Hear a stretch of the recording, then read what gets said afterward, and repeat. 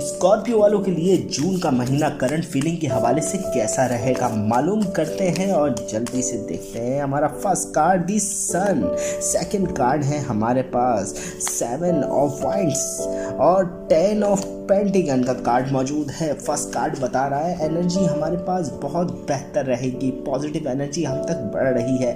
कुछ खुशखबरी आपको अपनी फैमिली की जानिब से मिलेगी। आपकी लव लाइफ सिचुएशन के अंदर थोड़ा पार्टनर उदास दिख रहा है, अपने पार्टनर की तरफ खास तवज्जो दें। आपका पार्टनर थोड़ा आपसे कह सकते हैं कि नाराज सा है, उसकी तरफ तवज्जो देने की ज़रूरत है। बिजनेस एंड जॉब के अंदर बेहतरी के आसार दिख रहे हैं, न्यू एग्रीमेंट्स हो सकते हैं।